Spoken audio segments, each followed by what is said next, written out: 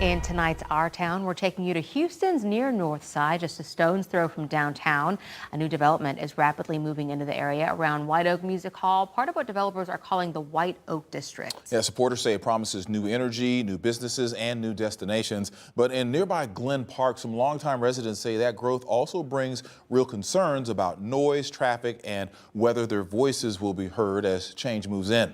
KPRC 2's Andy Sirota takes a closer look at what's gained and what could be lost. In Houston's near north side, change is already visible. New apartments, new businesses, and new attention focused on the area surrounding White Oak Music Hall. The corridor along North Main Street is quickly evolving into what developers are calling the White Oak District, a mixed-use development area centered on new housing, retail, and entertainment along North Main.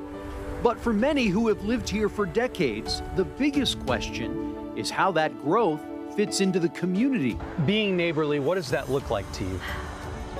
Inviting the community to be a part of what is happening. Victoria Villanueva grew up in the near north side and now serves on the community's Super Neighborhood Council. My grandfather was a very active, well-known community leader, and after he passed, I figured I would kind of take over the torch and follow in his footsteps. For years, neighbors say the debate over growth and quality of life has been building.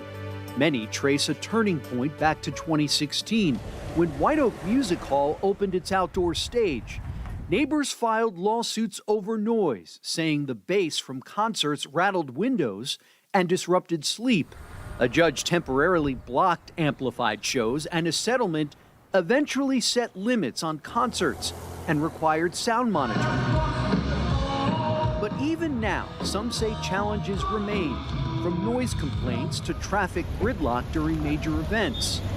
In Glen Park, just steps away, Jeff Trevino says the neighborhood has always been tight-knit and not built for heavy through traffic. We're not a pass-through. We might be a pass-by, but we're not a pass-through.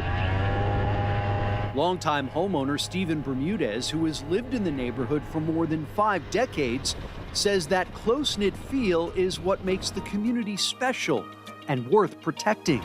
Success looks like for me is sustainability of not so much to be afraid of new things to come or new developments, but to keep the small town feel that we have here. Neighbors have seen an influx of new businesses and residents, something they welcome, but say how they operate makes all the difference.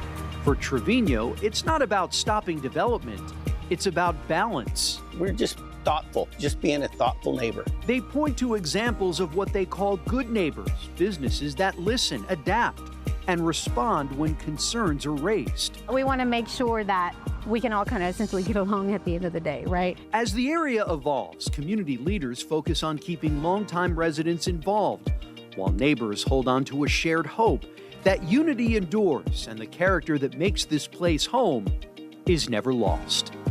In the near north side, Andy Sirota, KPRC 2 News. Right.